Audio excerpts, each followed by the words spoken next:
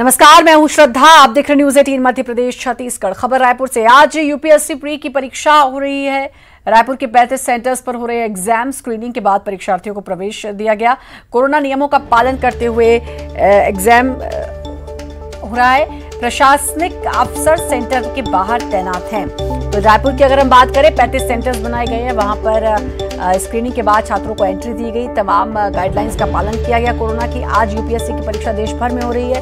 रायपुर में 35 सेंटर्स बनाए गए हैं और 35 सेंटर्स पर इस समय एग्जाम हो रहे हैं।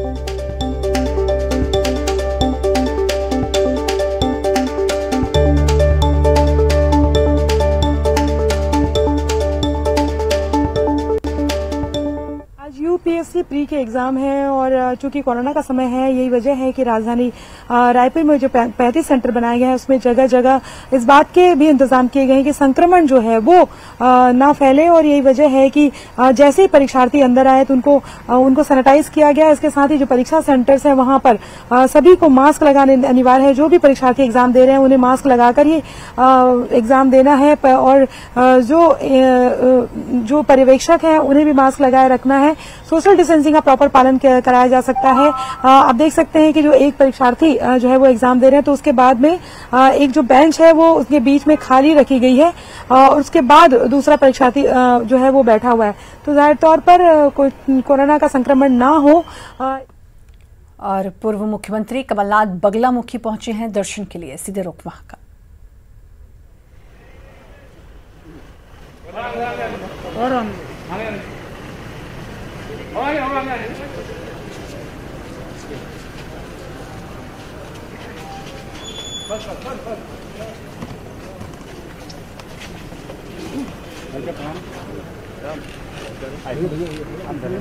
निकल ले दो यहाँ आने दो। बगल में हो जाए भैया।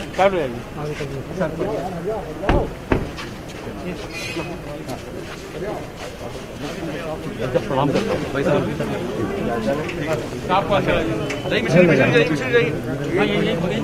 एक मिनट भैया वो बेटा अरे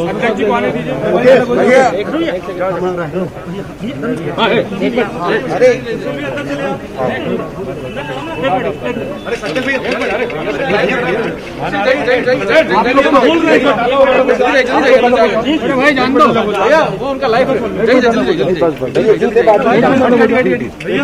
दो। हेलो, कैमरामैनों को जान दो। कैमरामैन को जान दो। अरे कैमरामैन को जान दो भाई। हेलो, कैमरामैन को जान दो।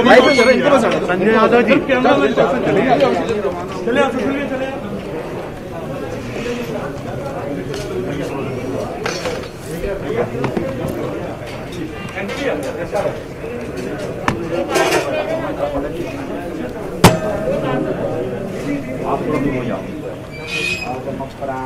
भैया बैठ जाइए। भैया बैठ जाइए।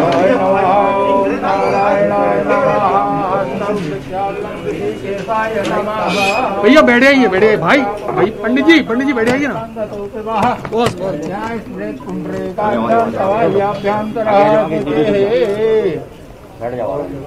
इंद्रो वृधस्रवः स्वस्ति नः पूषा विश्ववेदाः स्वस्ति नस्तार्क्ष्यो अरिष्टनेमिः स्वस्ति नो बृहस्पतिर्दधातु। प्रतीक भी जुड़ चुके हैं हमारे संवाददाता हमारे साथ। प्रतीक, चुनाव से पहले बगलामुखी के दर्शन के लिए पहुंचे हैं पूर्व मुख्यमंत्री कमलनाथ। बेशक श्रद्धा, कहीं न कहीं ग्वालियर उपचुनाव के रण के पूर्व इस बीच पूर्व मुख्यमंत्री कमलनाथ का जलपुर आना हुआ है। सबसे पहले वो यहाँ बगलामुखी मंदिर पहुंचे हैं। शक्ति की आराधना में यहाँ पर देखा जा सकता है उनको। यहाँ पूजन पाठ वो कर रहे हैं। उसके ठीक बाद जगतगुरु शंकराचार्य स्वामी स्वरूपानंद सरस्वती जी से वो आशीर्वाद यहाँ पर लेंगे। और इसके बाद पूर्व कैबिनेट मंत्री लखन घनघोरिया के जो पिताजी इनका स्वर्गवास बीते दिनों हो गया था, उनके त्रयोदशी कार्यक्रम में शामिल होंगे। बेहद खास ही उनका दौरा माना जा रहा है। और अमूमन जब भी कोई राजनीतिक हस्तियां, इसके पूर्व अमूमन हमने देखा है कि दिग्विजय सिंह जब भी जलपुर आते हैं तो वो माँ बगलामुखी इस मंदिर में आते हैं। शक्तिपीठ के रूप में भी इसे हम देखा जाता है। जिस प्रकार से इस मंदिर की स्थापना की थी तो तंत्रोक्त विधि से इस मंदिर की स्थापना हुई और खास महत्व इस मंदिर का माना जाता है। तो कमलनाथ का उपचुनाव के रण के पूर्व इस मंदिर में पहुंचना भी बेहद खास माना जा रहा है। बहरहाल व्यस्त कार्यक्रम है और कुछ ही देर में करीब 12:30 बजे वो जबलपुर से रवाना भी हो जाएंगे। चूंकि उपचुनाव में काफी व्यस्त दौरा इनका अमूमन रहता है और इस बीच जबलपुर पहुंचे हैं वो तो बेशक बेहद खास कई मानों में से माना जा रहा है। तमाम कांग्रेसी कार्यकर्ता जो हैं वो यहाँ पर एकजुट हैं और बेशक ग्वालियर उपचुनाव का जिक्र बार बार मैं इसलिए भी कह रहा हूँ क्योंकि जो बगलामुखी मां से आशीर्वाद ले रहे हैं और जगतगुरु शंकराचार्य जी से जो आशीर्वाद ये ले रहे हैं, बेशक कहीं ना कहीं उपचुनाव में जीत का आशीर्वाद ये यहाँ पर लेंगे। और इसके बाद ठीक बात जब वो रवाना होंगे, जब 2018 में विधानसभा चुनाव हुए थे प्रतीक, उससे पहले भी कमलनाथ मंदिरों में दर्शन किए थे उन्होंने, यानी कि मन्नत मांगी थी। बेशक श्रद्धा, इसके पूर्व मां नर्मदा में महाआरती का आयोजन हुआ था। आपको याद हो कि राहुल गांधी का जबलपुर आगमन होना था और इस बीच यहाँ पे मां नर्मदा की महाआरती भी उनके द्वारा की गई थी। और अब जब उपचुनाव है तो मां बगलामुखी के मंदिर संस्कार धानी पहुंच कर उन्होंने आशीर्वाद यहाँ पर लिया है। और चूंकि जगतगुरु शंकराचार्य भी यहीं पर है लगातार, तो उनका आशीर्वाद भी यहाँ पूर्व मुख्यमंत्री कुछ ही देर में लेंगे। तस्वीरें हम लाइव अपने दर्शकों को दिखा रहे हैं। बेहद खास और अहम दोनों, भले ही बड़े ही कम अंतराल के लिए वो जबलपुर पहुंचे, लेकिन बेशक जब भी वो यहाँ पर आगमन उनका होता है तो कुछ न कुछ विशेष और खास बात वो हमेशा करते हैं। तो थोड़ी देर में वो मीडिया से भी रूबरू होंगे, क्या कुछ नई बातें होती हैं उपचुनाव के लिए ये भी स्पष्ट होगा। और उपचुनाव बेहद खास हैं, खासकर कांग्रेस के लिए, क्योंकि हाथ में आई सत्ता गंवानी पड़ी। तो जाहिर है ऐसे समय पर मन्नतें बड़ी काम आती हैं और अगर मन्नत पूरी हो जाए तो फिर सोने पे सुहागा। बेशक श्रद्धा, कहीं ना कहीं शक्ति की आराधना हम समझ सकते हैं कि बेहद खास मानी जाती है और शक्ति की आराधना के लिए मंदिर मां बगलामुखी मंदिर वो अभी पहुंचे हैं, पूजन अर्चन भी कर रहे हैं। और बेहद खास इसलिए भी है क्योंकि कल ही कांग्रेस की ओर से दावा किया गया है कि 30 दिन बाद दोबारा मुख्यमंत्री कमलनाथ के नेतृत्व में कांग्रेस की जो वापसी है वो प्रदेश में होने वाली है। तो आखिर दावा किन बिंदुओं पर किया गया है, ये जो दावा है आखिर किन कारणों से किया गया और इतने कॉन्फिडेंस में किस प्रकार से है कांग्रेस, तो ये तमाम बातें जिसका जी बहुत बहुत शुक्रिया आपका प्रतीक, तमाम जानकारी देने के लिए। तो जबलपुर पहुंचे हैं पूर्व मुख्यमंत्री कमलनाथ, मां बगलामुखी के दर्शन और वहां पे पूजा अर्चना इस समय कर रहे हैं। रायपुर में आज यूपीएससी की परीक्षा 35 सेंटर्स पर परीक्षा हो रही है। स्क्रीनिंग के बाद परीक्षार्थियों को प्रवेश दिया गया। कोरोना नियमों का पालन करते हुए एग्जाम हो रहा है और प्रशासनिक अफसर सेंटर के बाहर तैनात है।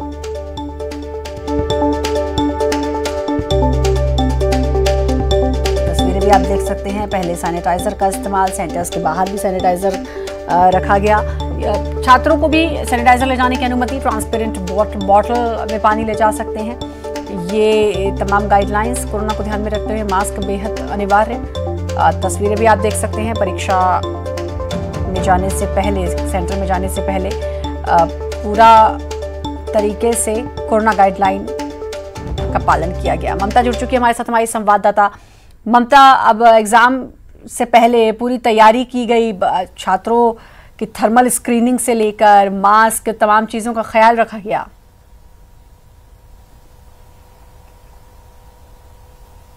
बिल्कुल, देखिए राजधानी रायपुर में 35 सेंटर्स बनाए गए हैं और चूंकि कोरोना का समय है, ऐसे में खासतौर पे इस बात का ध्यान रखा गया है कि सोशल डिस्टेंसिंग का पालन हो सके और जो है वो संक्रमण का खतरा किस तरीके से कम किया जा सकता है।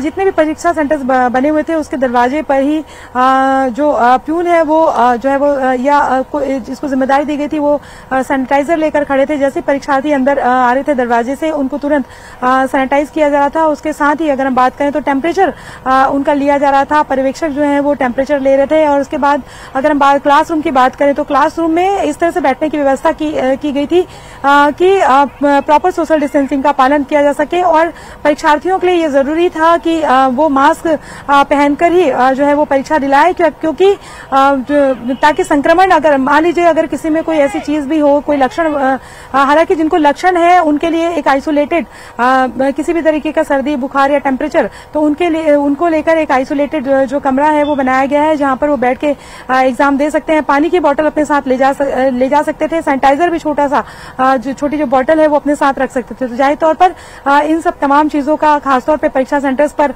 ध्यान रखा गया। और 1 घंटे पहले परीक्षार्थियों को परीक्षा सेंटर में बुलाया गया था और जो परीक्षा सेंटर है वहां पर उसके बाहर जो कक्ष है, परीक्षा कक्ष, उसके बाहर गोले गोले बना दिए गए थे, वही ताकि एक निश्चित दूरी पर जो परीक्षार्थी है वो खड़े हो और अपनी रखा गया। बने रहे आप ममता हमारे साथ। अगली खबर रायपुर से ही कोरोना को लेकर ये खबर है। कोरोना का कहर लगातार जारी है। 24 घंटे में 2610 नए मरीज मिले हैं। रायपुर की बात करूं तो सबसे ज्यादा 308 नए मरीज मिले। कल कोरोना से 29 लोगों की मौत की पुष्टि हुई। 2416 मरीज रिकवर हुए। एक्टिव मरीजों की संख्या हुई है 29,292। पीड़ितों की संख्या बढ़कर हुई 1,21,400। कोरोना से अब तक 1031 लोगों की जान चली गई। अब तक 91,077 मरीज ऐसे हैं जो कोरोना को हरा चुके हैं।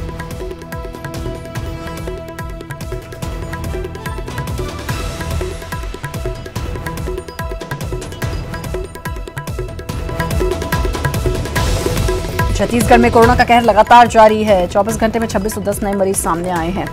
और आपको बता दें कि सबसे ज्यादा मरीज रायपुर से, 308 मरीज रायपुर से। इस सबके बीच रविवार को जो लॉकडाउन रहता था, दुकानें बंद रहती थी, वो भी हट गया आज से। तो अब वो दुकानें भी खुली रहेंगी। ममता जुड़ी हुई है हमारे साथ।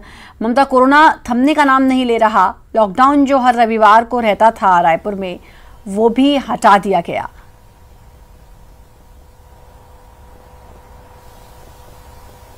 देखिए, लॉकडाउन इसलिए हटाया गया कि इस नसीहत के साथ हटाया गया कि लोग प्रॉपर सोशल डिस्टेंसिंग का पालन करेंगे, मास्क का उपयोग करेंगे और उसके साथ ही एक साथ भीड़ नहीं इकट्ठी होगी। जिस तरीके से अगर हम बात करें, प्रभारी मंत्री रविंद्र चौबे रायपुर जिले के, वो कह रहे थे कि बाजारों का जो एक निश्चित समय कर दिया गया था, वो उस समय जरूरत थी, लेकिन इसके बाद में इसलिए समय हटाया गया है कि देखा गया है कि एक पर्टिकुलर जो समय कर दिया गया था बाजारों का, दुकानों के खुलने बंद होने का, तो चूंकि कम समय होता था, लेकिन लोगों की टेंडेंसी देखी गई कि एक दुकानें बंद होने के समय पे ही जो है इकट्ठा होते थे एक साथ, तो इससे भी भीड़ बढ़ने का खतरा, इससे भी जो संक्रमण है उसका खतरा बना रहता था। इसलिए अब सुविधा दी गई कि 8 बजे तक, रात तक के जो है वो दुकानें खुली रहेंगी और 10 बजे तक ऑनलाइन भी आप चीजें जो है वो बुलवा सकते हैं। और लेकिन ये जरूर कर दी गई कि मास्क को लेकर बहुत ज्यादा सख्ती कर दी गई है।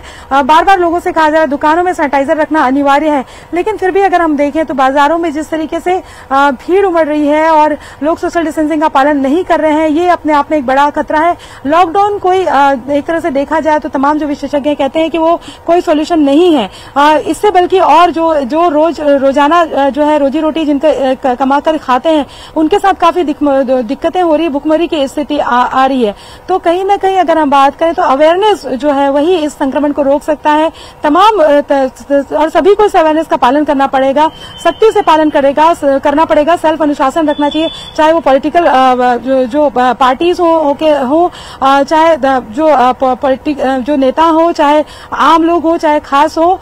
ये तो देखा गया है कि आम आदमी पे तो हम सख्ती कर देते हैं, लेकिन जो तमाम जो राजनीतिक आयोजन हो रहे हैं उसमें धड़ल्ले से जो है नियम कायदों की धज्जियां उड़ाई जाती हैं। और जब ये तस्वीरें सामने आती है तो कहीं ना कहीं आम आदमी के मन में ये आता है कि जिम्मेदार लोग जब इस तरह की तस्वीरें पेश करें तो उन्हीं के साथ सख्ती क्यों, और वो एक तरह से कहीं ना कहीं मानसिक रूप से भी उनके दिमाग में ये बैठ जाता है। और लंबे समय तक अगर कोई बीमारी जो है वो भी अगर रह जाती है तो भी वो जो डर है उससे लोग जिस तरह के जो एक तरह से कहे कि कायदों का पालन बड़ा कैजुअली लोगों ने लेना शुरू कर दिया है। जैसा कि आपने कहा कि लंबे समय तक अगर एक बीमारी रह जाती है, तो कोरोना को लगभग 8-9 महीने हो चुके हैं और अब लोगों के मन से डर चला गया है, लेकिन उसके बावजूद ये डर बेहद ज़रूरी है, क्योंकि ये ऐसी बीमारी है कि सिर्फ आप तक सीमित नहीं रहती, आपसे और भी लोगों से में स्प्रेड होती है, आपके घर में स्प्रेड हो सकती है। इसलिए सोशल डिस्टेंसिंग और जो बेसिक नियम है, मास्क, सैनिटाइजर, इसका ज़रूर पालन करना ज़रूरी है ताकि इस पर काबू पाया जा सके। शुक्रिया आपका ममता, तमाम जानकारी देने के लिए। और रायपुर से खबर, आज शहर में लॉकडाउन नहीं लगेगा। आम दिनों की तरह रविवार को भी व्यावसायिक संस्थानों को खोलने की अनुमति अब दे दी गई है। पिछले 3 महीने से हर रविवार पूरे लॉकडाउन का नियम लागू था, पूर्ण रूप से लॉकडाउन का नियम लागू था, लेकिन अब आज वो भी हटा दिया गया।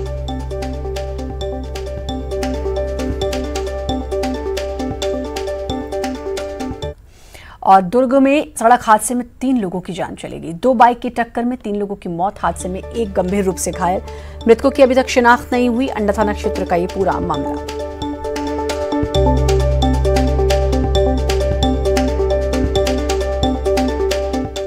ब्रेक के बाद एक बार फिर से आपका स्वागत है। गांजे की बड़ी खेप जब्त की गई है। रायपुर में पकड़ा गया गांजे की बड़ी खेप पकड़ी गई। 90 लाख कीमत बताई जा रही है जब्त गांजे की। गांजे के साथ 3 आरोपी भी गिरफ्तार किए गए हैं। ट्रेलर में छिपाकर इसको रखा गया था।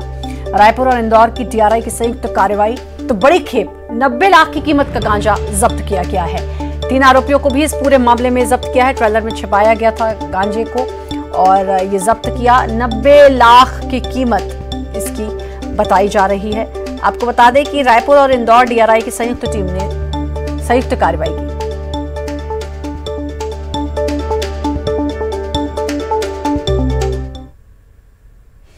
मंत्री शिव डहरिया ने बयान पर सफाई दी है। मंत्री का कहना है कि उनके बयान का गलत मतलब निकाला गया। उन्होंने कहा कि मेरे कहने का मतलब नहीं था। दुष्कर्म कहीं भी हो अमानवीय घटना है। ऐसी घटना दुखद और मानवता के खिलाफ है।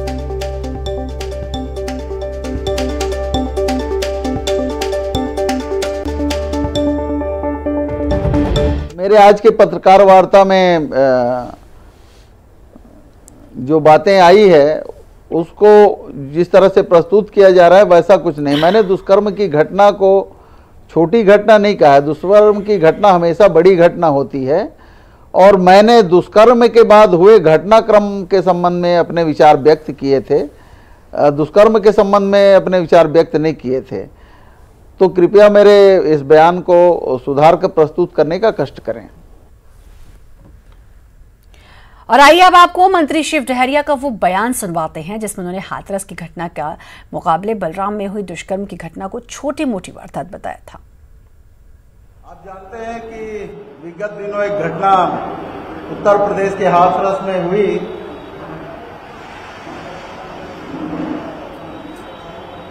जिसमें हमारे परिवार की एक बेटी का बलात्कार हुआ। उनकी हड्डियां तोड़ी गई, कमर की हड्डियां तोड़ी गई, जीभ काट ली गई। ये घटना 14 तारीख की थी, पिछले महीने की 14 तारीख की थी।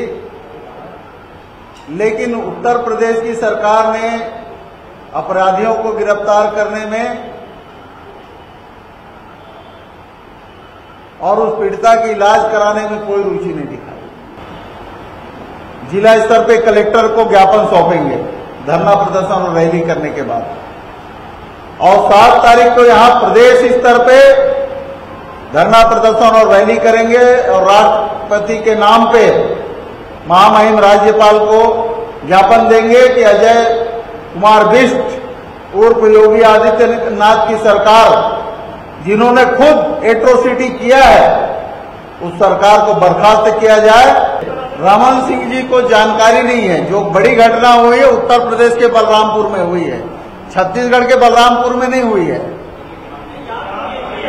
यहाँ की घटना उस तरह की घटना नहीं है। बलरामपुर हमारे यहाँ जो घटना हुई वो इस तरह की घटना नहीं है। और इतनी बड़ी घटना हुई है, इतनी बड़ी घटना हुई है हाथरस में। रमन सिंह जी ट्वीट क्यों नहीं कर रहे हैं? रमन सिंह जी का जबान क्यों बंद है? उनको ये जवाब देना चाहिए। हाथरस में जो घटना हुई क्या वो अच्छा हुआ है? उसके लिए वो ट्वीट नहीं कर रहे हैं। और एक छोटी घटना कोई हो गई बलरामपुर में, यहाँ छत्तीसगढ़ में, वो सिर्फ छत्तीसगढ़ सरकार की आलोचना के अलावा दूसरा कोई काम नहीं कर रहे हैं। अटल बिहारी वाजपेयी विश्वविद्यालय से संबंधित महाविद्यालयों में परीक्षार्थियों की आंसर शीट जमा करने की तारीख अब बढ़ा दी गई है। 5 से 10 दिन बढ़ा दी गई है समय अवधि। भीड़भाड़ और कोरोना संक्रमण को देखते हुए ये समय बढ़ाया गया। अटल बिहारी वाजपेयी यूनिवर्सिटी बिलासपुर से संबद्ध सभी महाविद्यालय के लिए निर्देश जारी हुआ है। न्यूज 18 ने छात्रों की भीड़ लगने की खबर प्रमुखता से दिखाई थी। पोस्ट ऑफिस में परीक्षार्थियों की परेशानी और भारी भीड़ की हमने खबर दिखाई दी, जिसके बाद यह आदेश जारी किया गया।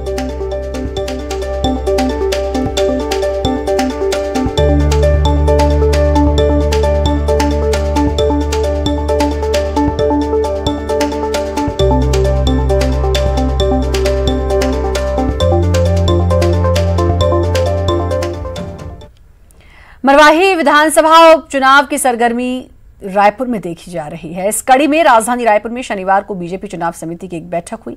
बैठक में मरवाही उपचुनाव पर चर्चा हुई, जिसके लिए 4 नाम का पैनल समिति ने तैयार किया, जिसे केंद्रीय चुनाव समिति भेजा गया। साथ ही बैठक में प्रचार को लेकर भी रणनीति बनाई गई। बैठक में विष्णुदेव साय, रमन सिंह, धर्मलाल कौशिक, अमर अग्रवाल समेत प्रदेश बीजेपी चुनाव समिति के सभी सदस्य शामिल हुए। गौरतलब है कि 3 नवंबर को मरवाही विधानसभा का उपचुनाव होना है, जबकि 10 नवंबर को वोटों की गिनती होगी। अभी तक किसी भी पार्टी ने अपने उम्मीदवारों के नाम की घोषणा नहीं की है।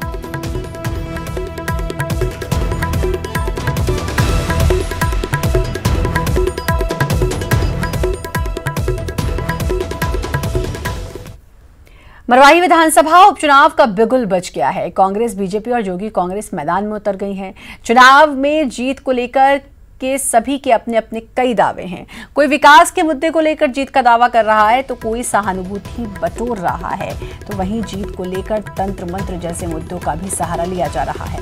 पूर्व सीएम अजीत जोगी के निधन के बाद खाली हुई मरवाही सीट को जीतने के लिए कांग्रेस ने पूरी ताकत झोंक दी है।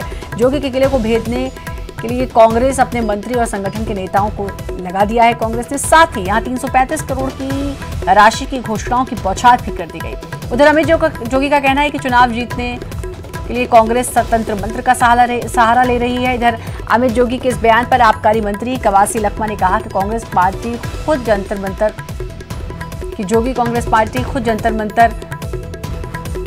की पार्टी है। जंतर मंतर से वोट नहीं मिलता। इसी बीच बीजेपी भी इस सीट पर कब्जा करने के लिए संगठन स्तर के नेताओं को जवाबदारी सौंप रही है।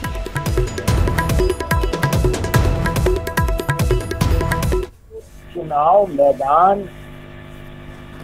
में उतरने से रोकने के हर प्रकार के हथकंडे अपना रहे हैं। परसों मोतिनपुर के मंदिर में तंत्र मंत्र किया जा रहा था मेरे खिलाफ, पर मैं इन सब चीजों से बिल्कुल भी भयभीत नहीं हूं। पूरे प्रदेश को दिख रहा है कि कौन किससे भयभीत है। मैं उनसे भयभीत नहीं। कांग्रेस पार्टी है तो जंतर मंतर पार्टी है, बड़ा पार्टी है, जनता है, कैसे वोट देंगे? जंतर मंतर करने का क्या जरूरत है? जंतर मंतर करने से वोट मिलता है। एक जंतर मंतर का कांग्रेस पार्टी कभी वोट करेगी। अमित जोगी जी ने जो बयान दिया है कि तंत्र मंत्र के माध्यम से, जादू टोना के माध्यम से रोकने की कोशिश की जा रही है, तो इस विषय पर माननीय अमित जोगी जी ही अच्छे से बता पाएंगे वो किस संदर्भ में उन्होंने ये बात कही है। भारतीय जनता पार्टी हमेशा से संगठनात्मक कार्यकर्ताओं, कार्यक्रम और कार्य के आधार पर चुनाव लड़ते आई है और इसी आधार पर हम फिर मरवाही विधानसभा चुनाव लड़ेंगे और निश्चित रूप से इसमें सफल होंगे। कोरोना काल में भले ही मंदिरों के पट ना खुले हों, लेकिन कोरोना जैसी वैश्विक महामारी को रोकने के लिए आस्था आज भी भगवान पर ही टिकी है। जहां कोरोना काल में कोरोना संक्रमण को रोकने के लिए मंदिर समेत ज्यादातर सार्वजनिक स्थलों पर प्रतिबंध है। ऐसे में पिछले 6 महीने में साधु संत भी नजर नहीं आ रहे, लेकिन सूरजपुर जिले में अंबिकापुर बनारस मार्ग पर एक साधु की ऐसी तस्वीर सामने आई है जो जिले के लोगों के लिए जिज्ञासा बन गई है। दरअसल तस्वीरों में दिखाई दे रहे ये साधु सड़क पर सो कर आगे बढ़ रहे हैं। ये साधु जगन्नाथ धाम से 6 महीने पहले निकले और बद्रीनाथ धाम जा रहे हैं। साधु का नाम रामदास है, जो कि उड़ीसा के जगन्नाथ धाम से 6 महीने पहले निकले और उत्तराखंड के बद्रीनाथ धाम की यात्रा पूरे रास्ते ऐसे ही लेट कर भगवान का तप करते जाने का संकल्प लिया है। रामदास का मानना है कि उनकी इस तपस्या और यात्रा के कारण पूरे विश्व का कल्याण होगा और लोगों को कोरोना से मुक्ति मिलेगी।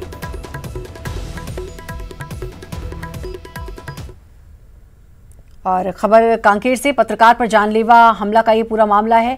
हमले के आरोपी गफ्फार मेनन को निलंबित कर दिया गया है। कांग्रेस ने निलंबित किया पार्टी से गफ्फार का लाइसेंस रद्द करने की प्रक्रिया शुरू। हथियार से धमकी देने का आरोप। अब गफ्फार को कांग्रेस ने निलंबित कर दिया है पार्टी से। पत्रकार पर जानलेवा हमला करने का ये पूरा मामला।